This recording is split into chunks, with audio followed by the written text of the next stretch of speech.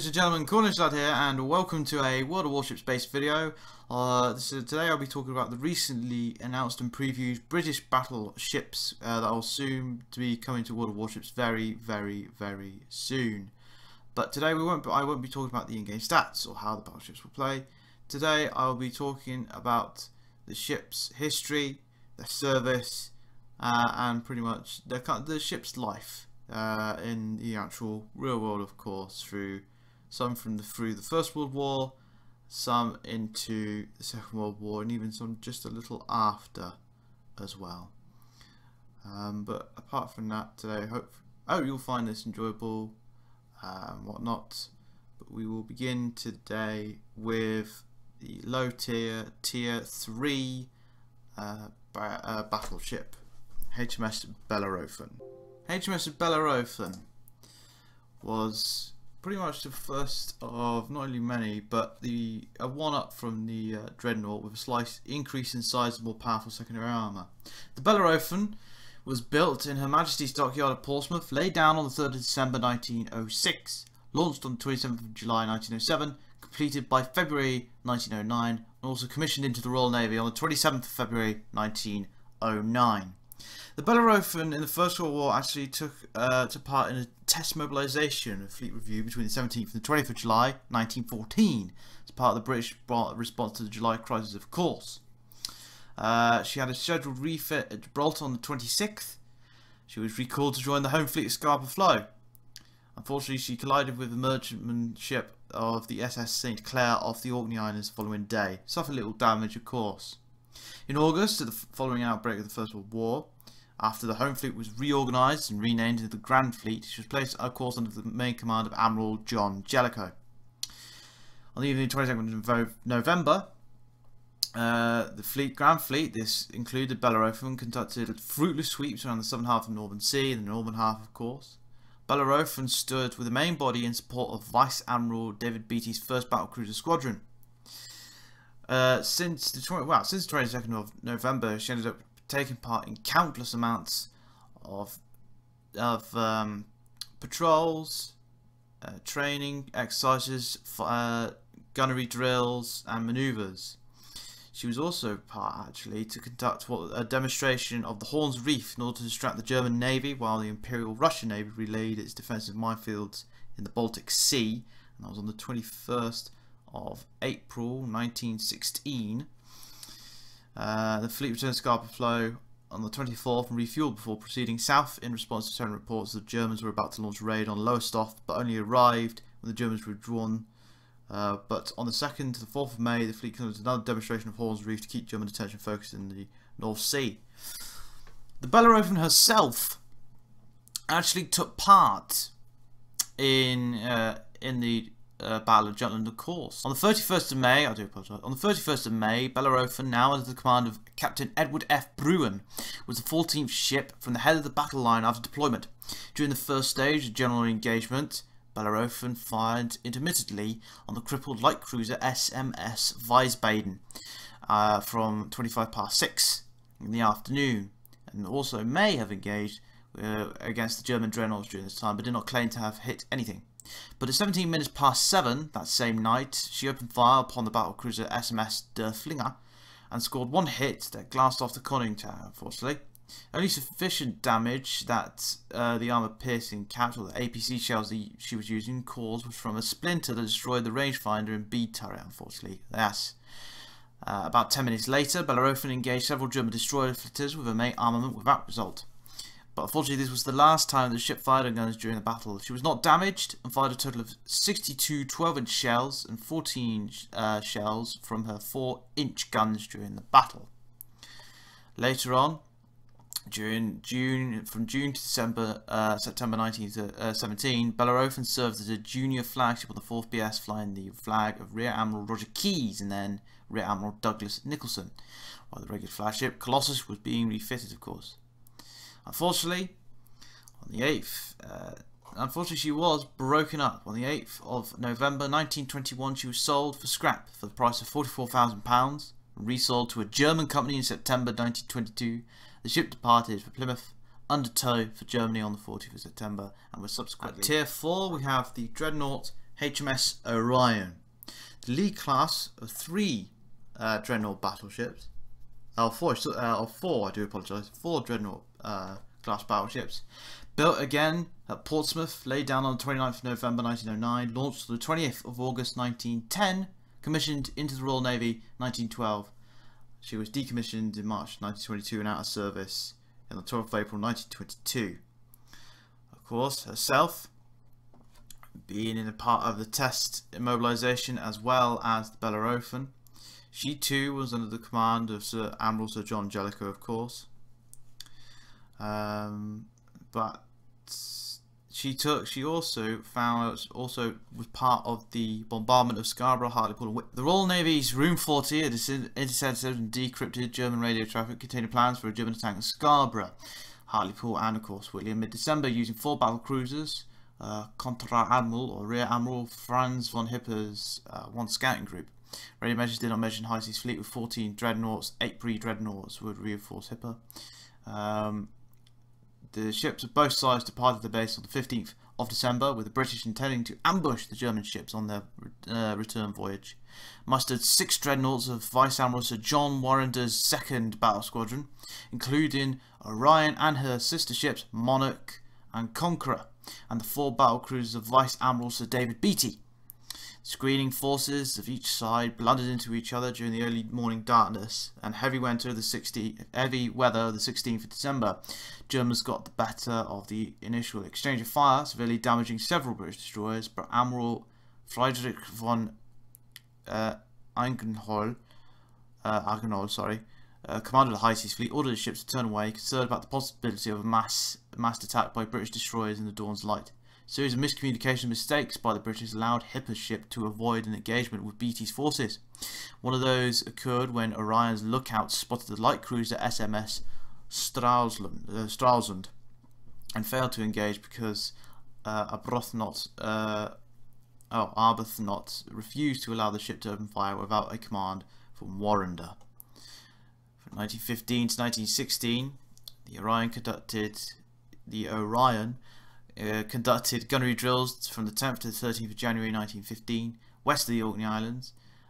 Pretty much continued on gunnery drills and manoeuvres and of course patrols within the Orkney Islands and the North Sea, but on the night of the 25th of March, the Orion and the rest of the fleet sailed from Scapa Flow to support, yes, Beatty's battle cruisers and other light forces raiding the German Zeppelin base at Tondern. By the time the ground fleet approached the area on the 26th of March, the British and German forces had already disengaged and a strong gale threatened the light craft, so the fleet was ordered to return to base. On the 21st of April, the ground fleet conducted again a demonstration of Horn's Reef to distract the Germans again, while the Russian Navy was relaying its defensive minefields of the Baltic Sea and returned back to Scapa Flow. She took part in the Battle of Jutland. In an attempt to lure out and destroy a portion of the Grand Fleet, High Seas Fleet composed of 16 dreadnoughts, 6 pre-dreadnoughts and supporting ships departed Jade Bight early on the 31st of May. Speaking of which, the Orion, under the command of Captain Oliver Backhouse, was the lead ship of the 2nd Division of the 2nd Battle Squadron and was the 5th ship from the head of the battle line after deployment. During the first stage of general engagement, the ship fired 4 salvos of APC shells from her main guns at the battleships SMS Markgraf at 32 minutes past 6 in the afternoon, scoring 1 hit that had knocked out the 15cm gun and killed or disabled its crew.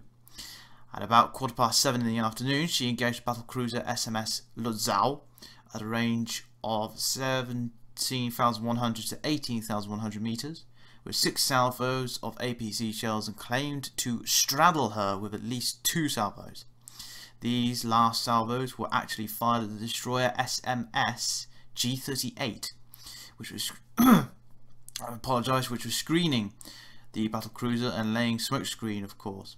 Lutzow was also fired at by the Monarch during this time and was hit 5 times between the sisters. I apologise. They knocked out 2 of their main guns, temporarily knocked out the power to the sternmost turret, as well as causing a fair amount of flooding. This was again the last time that the Orion fired her guns during the battle, having expended a total of 51 13.5-inch APC shells. She was, although by the end, on the 19th of December 1922, scrapped. She arrived at Upnor in February 1923 to begin the demolition of her own self. And that is the life of HMS. Up at Tier 5 we have the dreadnought HMS Iron Duke. Now the Iron Duke, in actual fact, is a veteran of both the First and the Second World War. Her life began from Portsmouth, laid down on the 12th of January 1912, launched on the 12th of October the same year, but commissioned into the Navy in March 1914. She was sold for scrap in March, but in 1946. During the First World War, after the outbreak of the First World War, she ended up again going through patrols in the North Sea and becoming also another part of the German raid of Scarborough, Hartlepool and Whitley, part of the 3rd Battle Squadron that was sent to reinforce the British forces in the area, of course. She also conducted gunnery drills again from the 10th to 13th of January 1915 in the Orkneys and Shetlands. But the Iron Duke and the rest of the fleet did not engage, of course, in the Battle of Dogger Bank on the 24th of January the same year. At the Battle of Jutland, the Iron Duke steamed with the 4th Battle Squadron and was the 9th ship in the British line, of course. The initial action, was primarily fought by the British and the German battle cruiser formations in the afternoon, of course. But by 6 o'clock, the ground fleet approached the scene at around 14 minutes past 6. 2 large caliber shells fell near Iron Duke but caused no damage. 15 minutes later, Iron Duke closed to effective gunnery range at 24,000 meters, the German fleet, and took the dreadnought SMS Koenig under fire. Iron Duke's first salvo fell short, but the next 3 were on target. The ship's gunner claimed at least 6 hits on the German battleship. In fact, they scored 7 on the Koenig and inflicted sufficient damage. Shortly after 7 o'clock in the afternoon, fighting around the disabled German cruiser SMS Wiesbaden, which had been badly damaged in the earlier game, resumed. Iron Duke opened fire on the crippled cruiser and nearby destroyers with a secondary batteries at 11 past 7 at a range of 8,200 to 9,100 meters. Iron Duke's gunners claimed to have sunk one of the destroyers and hit a second, but they had in fact missed, unfortunately. Shortly thereafter, German destroyers attempted to launch a torpedo attack on the British line. The Iron Duke began firing at 24 past 7, sinking the destroyer SMS S-35. It's credited to a salvo, of course, from Iron Duke, but determining which ship fired which shells is in the melee is difficult, according to naval historian John Campbell. Following the German destroyer attack, High Seas Fleet disengaged, of course. The Iron Duke and the rest of the Grand Fleet saw no further action in the battle. This was in part due to confusion aboard Iron Duke over the exact location and course of the German fleet. Without this information, Jellicoe could not bring his fleet into action. At 9:30 in the evening, the Grand Fleet began to reorganise into its nighttime cruising formation. But early in the morning of the 1st of June, the Grand Fleet combed the area looking for damaged German ships. But after spending several hours searching, they found none. The Iron Duke, of course, returned to Scarborough, arriving at 11:30 in the morning. Over the course of the battle, the Iron Duke fired 90 rounds from her main battery, along with 50 rounds from her secondaries. From her post-war career, so this is after the war and into the 1920s, in March 1919, the Iron Duke was transferred to the Mediterranean Fleet, where she served as the flagship. The ship went to the Black Sea in April to participate in Allied intervention in the Russian Civil War. While en route, the ship stopped in Constantinople on 7th of April. There, Iron Duke was involved in the destruction of warships and other material that might be used by the Bolsheviks. This was during the White Russian and the Bolsheviks Russian Civil War. On the 12th of May, Iron Duke travelled from Constantinople to the city of Smyrna. I cannot pronounce that right, I do apologise. Where she provided a landing party to occupy some of the city's outer forts. She returned to the Black Sea, where she remained until June, in which she returned, of course, back to the Mediterranean. But the Iron Duke also returned back to the Black Sea in late 1919. She arrived in Novorossiysk Novorossiysk, I apologise, on the 12th of October that same year, where she met the White Russian protected cruiser General Kornilov. On the 14th of October, the ship stopped in Sevastopol. The Iron Duke returned again to Novorossiysk on the 19th of January 1920. On the 25th of January, she stopped in the ports of Yalta and Sevastopol to inspect the situation of the White Russians there.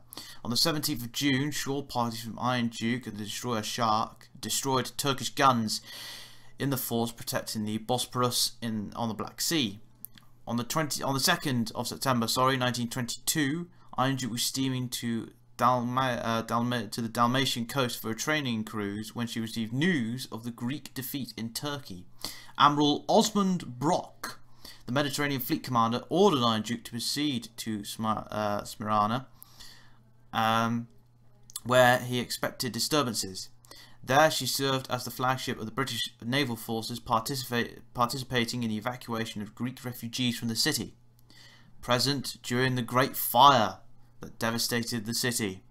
During the chaos, a number of refugees managed to come alongside the Iron Duke in small boats and were brought aboard the battleship. The following month, the Allies held a conference aboard the Iron Duke at Medania to mediate the Greco-Turkish dispute. The ship thereafter proceeded to Constantinople.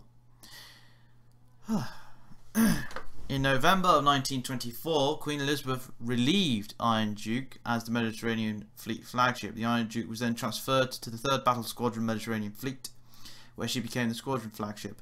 3rd Squadron was moved then to the Atlantic Fleet in March of 1926. It was used as where the Iron Duke was used as a training squadron. The Iron Duke remained the squadron flagship during this period until the 30th of May 1928, where she was relieved by her sister ship, the Benbow.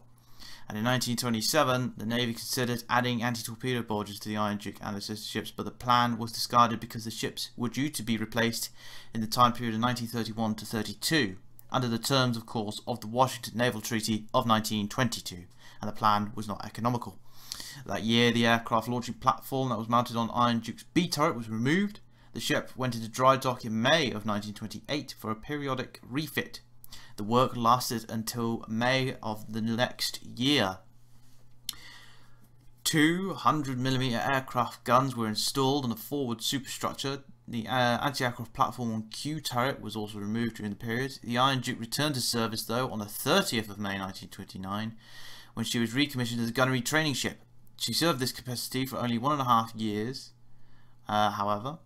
But in November of 1931, under the terms of the London Naval Treaty, the Iron Duke was disarmed and converted into a gunnery training vessel. The work lasted until the 21st of September 1932, where she was commissioned for new sea trials, and the ship's B and Y turrets also were removed, and several small guns of various types were installed atop B barbette.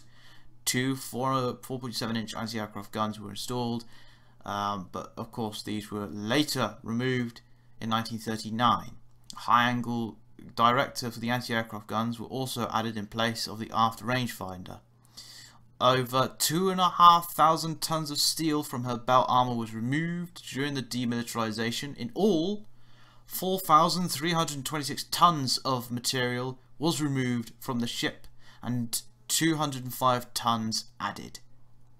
The ship, though, was recommissioned on the 4th of October 1932 at Devonport, again as a gunnery training ship. She was featured in the film Brown on Resolution, which was released in May of 1939. But on the 16th of July, 1935, on the 16th of July 1935, she was present at the Silver Jubilee Fleet Review at Spithead for King George V. She also attended the Fleet Review of the coronation of King George V on the 20th of May 1937. But in 1939, a twin QF 5.25 inch dual-purpose gun mount was installed aft of Y barbette. But during the Second World War, she acted as a base ship defence and a floating anti-aircraft platform at Scapa Flow. Her secondary guns, although were removed and used for coastal defence around the base, on the 17th of October, she came under attack from 4 Junkers Ju-88 medium bombers attacking Scapa Flow and damaged the Iron Duke with several near misses. To prevent her from sinking, the crew actually ran the ship aground. On the 16th of March, the ship, even though beached, was attacked again by Luftwaffe aircraft, but this time 18 Ju-88s attacked the harbour and surrounding installations. Iron Duke was again badly damaged, as was the heavy cruiser Norfolk. Ship's presence in Scapa Flow may have affected the Germans' plans during Operation Rheinberg, the Atlantic sortie of the battleship Bismarck, in May 1941. The German aerial reconnaissance spotted Iron Duke and 2 decoy battleships, merchant ships though, that had been camouflaged with wood and canvas to look like Revenge-class battleships in the harbour, and erroneously identified them as active units of the home fleet. Under the mistaken impression that the heavy units of the home fleet were still in port, the German commander Gunther Lütjens, who was on board the Bismarck at this very time, decided to break into the Atlantic through the Denmark Strait, resulting into the Battle of Denmark Strait, HMS Hood and Prince of Wales engagement. The ship, though, was later repaired, returned to service as a harbour ship for the duration of the war. Though she remained beached still, the Iron Duke remained in the Royal Navy Infantry until March 1946, when she was sold for scrapping to metal industries. Still beached though in Scapa Flow. The ship was refloated on the 19th of April 1946, transferred to Fast Lane on the 19th of August, and in September 1948 she was again resold and moved to Glasgow, arriving on the 30th of November 1948 and subsequently broken up. And that is the life of a veteran, a surprising veteran, the Iron Duke. At Tier 6 we have HMS Queen Elizabeth, another veteran of both the First and Second World Wars.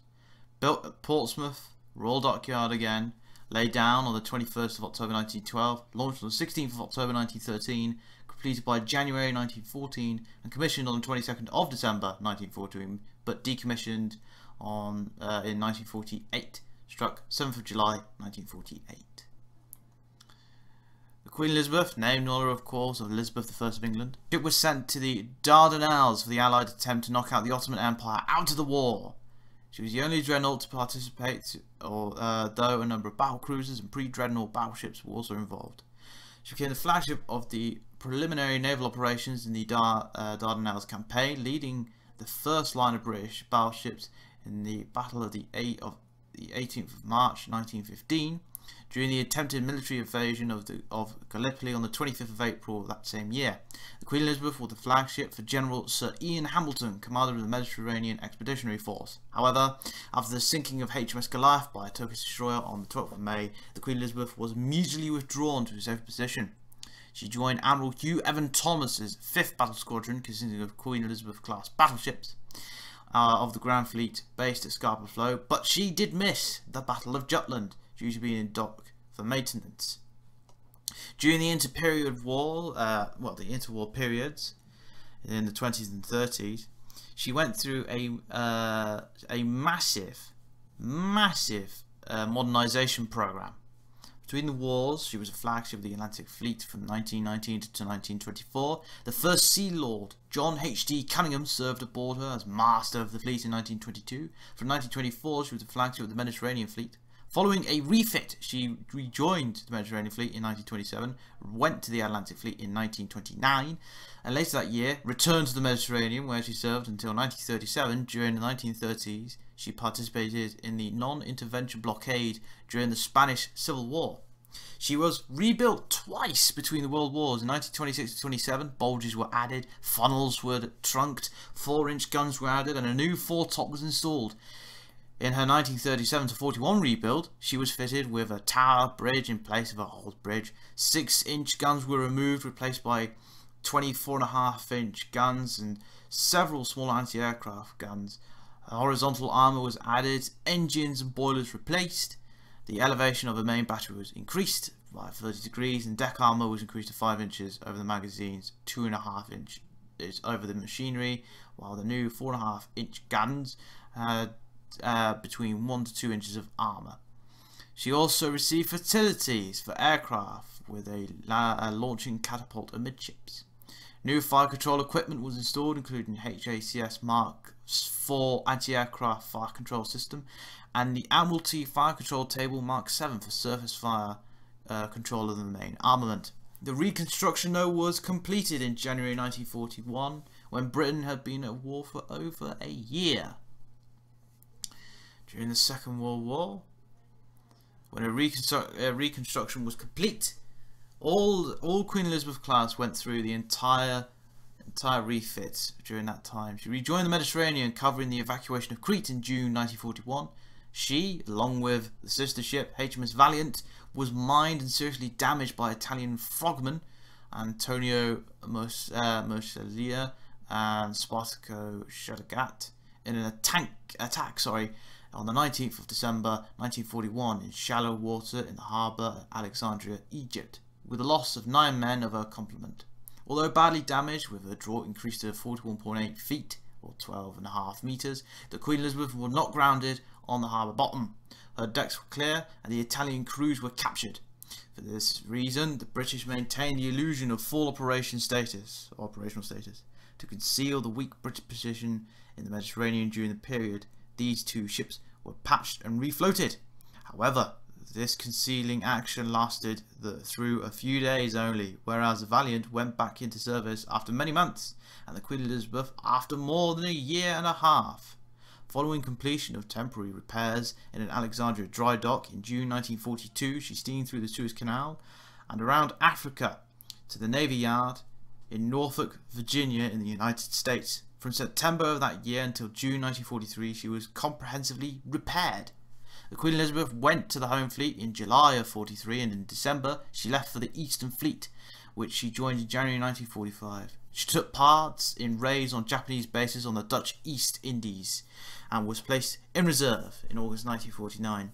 The vessel, though, was paid off and scrapped in July. At Tier 7 is my personal favourite, HMS King George V. The lead ship of 5 King George V classes.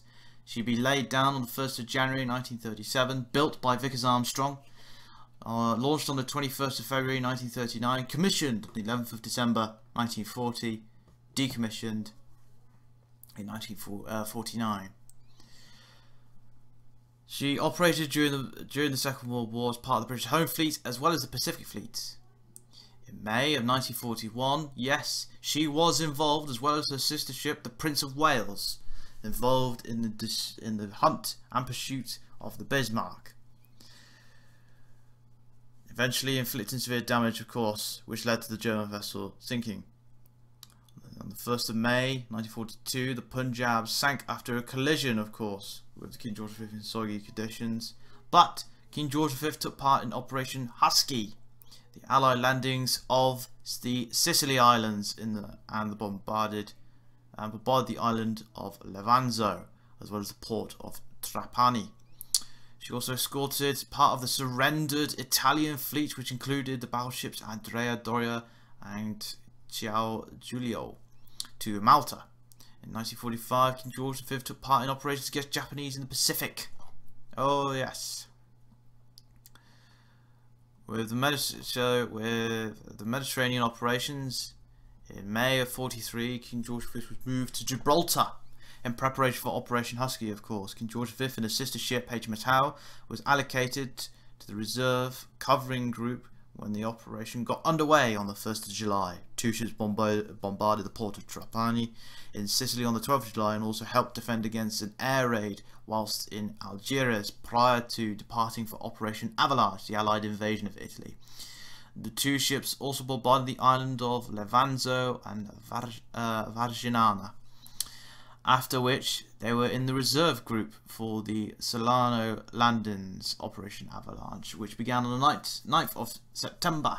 King George V escorted part of the Italian fleet, including the battleships Androica and Ciao Giulio, to Malta after the armistice, and with Howe provided cover for the 1st Airborne Division, who were transported to Taranto in support of Operation Slapstick from the 9th to the 11th of September by the cruiser USS Boys and the fast mine layer HMS Abdiel.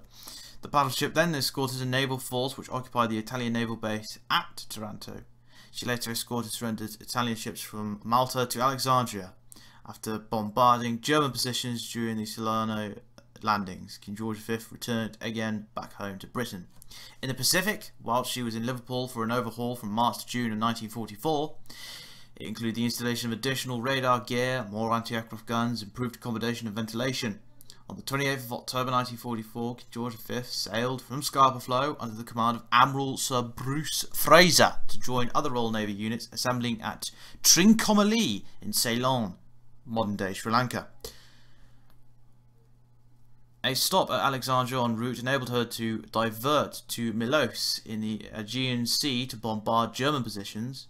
On the 1st of December, she resumed her eastward journey, arriving in Trincomalee on the 15th of December. She got underway again on the 16th of January 1945. The flotilla, known as Task Force 63, comprising of not only King George V, the British aircraft carriers HMS Illustrious, Indomitable and Indefatigable, and Victorious, 4 cruisers and 10 destroyers. The first stage of the voyage, covering 11,000 nautical miles all the way to Sydney. En route, the force attacked all refineries on Sumatra in Operation Meridian. They also participated practiced replenishment at sea and beat off a Japanese air attack with King George V's anti-aircraft crews shooting down 1 Mitsubishi Ki-21. Joined by HMS Howe and redesignated Task Force 57, the British Pacific Fleet was again involved in operations in late March of 1945, when it launched attacks on the Shakishimo Gunto airfield, a task it repeated in early May. On the 4th of May 1945, she led battleships and cruisers in a 45-minute bombardment of Japanese air facilities in the Ryukyu Islands. As the Allies approached the Japanese homeland, she was dispatched in mid-July to join the US battleships in a bombardment of industrial installations at Hitachi. King George V fired a total of 267 rounds from her 14-inch guns during this operation. The task force then moved to Hamamatsu in southern Honshu, where it carried out a further bombardment of aviation factories. During the Okinawa campaign, the battleship supported 4 fast carriers of the British Pacific Fleet. Her last offensive action was a night bombardment of Hamamatsu on the 29th and the 30th of July 1945. With the dropping of the atomic bomb on Hiroshima and Nagasaki, and the surrender that followed, King George V moved with other units of the Pacific Fleet into Tokyo Bay to be present at the surrender ceremonies. Post-war, in January 1946, she conveyed the Duke and Duchess of Gloucester on an official visit to Australia, returning to Portsmouth in March. She was also the flagship of the Home Fleet until December of 1946, after becoming a training vessel. King George V's active career was terminated by the Navy in June of 1950, when she and the sister ships went into reserve and were mothballed. King George V was the first large warship to be preserved in this fashion. This involved sealing the armament, machinery and boilers against damp and installing dehumidifiers throughout. In December of 1955 she was downgraded to extended reserve, and in 1957 the decision was taken up to scrap the 4 ships. Following year, King George V was moved from her berth in Gairloch to the shipbreaking firm of Arnott Young and Company in Dalmuir to undergo dismantling. Hence, it said on the 10th of December 1941, her sister ship, the Prince of Wales, unfortunately was sunk by land-based Japanese aircraft. Next up, we have HMS Nelson, one of 2 Nelson-class battleships, the other being HMS Rodney. The Nelson being laid down on the 20th of December 1932, built by Armstrong Whitworth, launched on the 3rd of September 1925, commissioned in the 15th of August 1927, but decommissioned February 1948. Her motto, "Let him bear the palm who has deserved it." Nelson was the flagship of the Home Fleet from launch. In 1931, the cruiser berth Nelson Rodney took part in the Invergordon Mutiny. On the 12th of January 1934, she ran aground on Hamilton's Shoal, just outside Portsmouth, as she was about to depart with the Home Fleet for the West Indies. Nelson was modified little during the 1930s and was with the Home Fleet when war broke out. On the 25th to 26th of December, she performed escort duty during the salvage and rescue operations of the submarine HMS Spearfish. Nelson was first deployed in the North Sea in October against the German formation of cruisers and destroyers, all of which easily evaded her. On the 30th of October, she was unsuccessfully attacked by U-56 under the command of Captain Wilhelm Zahn near the Orkney Islands and was hit by 3 torpedoes, none of which exploded. Later, she was again shown up for pace in the futile pursuit, of course, of the German battle cruisers. In December of 1939, she struck a magnetic mine laid by U-31 at the entrance of Loch Irch on the Scottish coast and was laid up in Portsmouth for repairs until August of 1940. Upon return to service, she went to Rosyth in case of invasion and was then deployed in the English Channel. From April to June 1941, she was on convoy escorts in the Atlantic. In late May, she was in Freetown and was ordered to Gibraltar to stand by to take part in the chase of the German battleship Bismarck. In June of 1941, then in Gibraltar, was assigned to Force H, operating in the Mediterranean as an escort. On the 27th of September the same year, she was extensively damaged by Riga Aeronautica torpedo strike and was under repair in Britain until May of 1942. She returned to Force H as a flagship in August the same year, performing escort duties for supply convoys running to Malta. She supported Operation Torch around Algeria, and in November of 1942 the invasion of Sicily. November 42 and the invasion of Sicily in July of 43, and the Salerno operation by coastal bombardment in September of the same year. The Italian long armistice was signed between General Dwight Eisenhower and Marshal Pietro Badoglio aboard HMS Nelson on the 29th of September 1943. She returned to England in November the same year for a refit, including extensive additions to her anti-aircraft defences. Returning to action, she supported the Normandy landings, but hit 2 sea mines on the 18th of June 1944 and was sent to the Philippine Naval Shipyard in Pennsylvania for repairs. She returned to Britain in January 1945 and was then deployed to the Indian Ocean, arriving in Colombo in July. She was used around the Malayan Peninsula for 3 months, taking part in Operation Livery. The Japanese forces there formally surrendered aboard her at Georgetown, Penang on the 2nd of September 1945. Nelson returned home in November the same year as the flagship of the home fleet until reassigned as a training ship in July 1946. She was decommissioned in February 1948 and used as a target ship for aerial bombing exercise for several months. She was sold to Thos W. Ward for scrapping, arriving at Inverkeithing on the 15th of March. Next up, at Tier 9, we have HMS Lion. The HMS Lion was actually a class of 6 fast battleships designed for the Royal Navy in the 1930s. They were a larger and improved version, of course, of King George V, but with 16-inch guns, of course. Only 2 ships were laid down before World War II began in September 1939. A third was ordered during the war, but the construction was suspended shortly afterwards.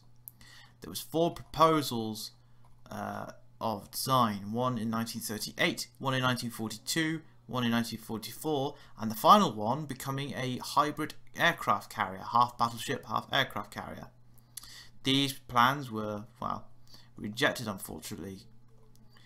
They were never completed. None of these ships actually existed, only in design. The hybrid aircraft carrier, though, the idea of it actually did exist in the form of the Japanese Navy and the battleship Ise, I-S-E. Originally a Fuso-class battleship, but then turned hybrid aircraft carrier. The Lion class would never... And at Tier 10 in World of Warships, HMS Conqueror. But because of its striking resemblance to Britain's final battleship HMS Vanguard, I'll only go through the life and history of the Vanguard.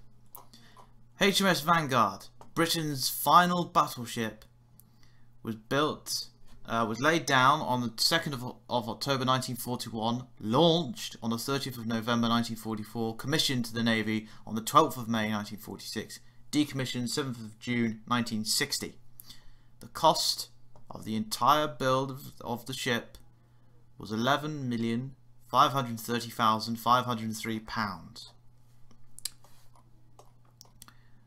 Now, the Vanguard, being Britain's last battleship, never really saw a lot of action at all. She took part in NATO operations during the 50s, of course, but apart from that, she never saw a lot of action at all. She participated in the exercise Marina with the Dutch and American navies. You know, she ended up having a refit at some time. There was also a plan to convert her into an aircraft carrier, but there was no point. She was also inspected on the 11th of July of the 1954 by King Gustav VI, or King Gustav VI Adolf of Sweden, before returning home later the same month. But she never saw a lot of action. During the time of the reserve, she turned into a reserve, part of the reserve fleet, for a long time.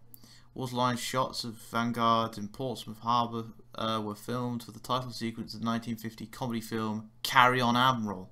Yes, she was not only was a flagship of the reserve fleet under the command of Vice Admiral Richard Onslow, she was a movie star. Twice a movie star, may I add.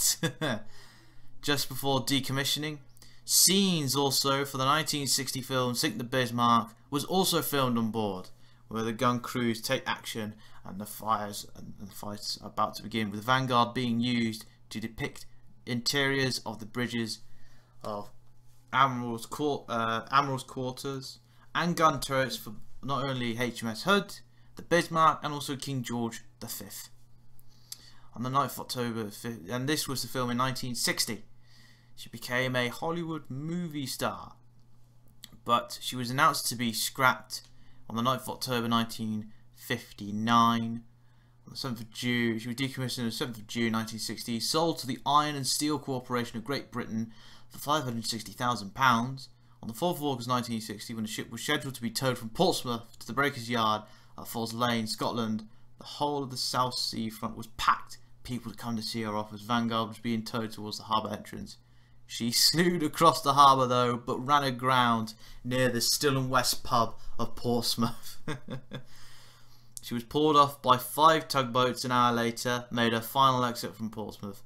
5 days later she arrived at Fast Lane, and by mid-1962 the demolition process was complete. She was the last British battleship to be scrapped.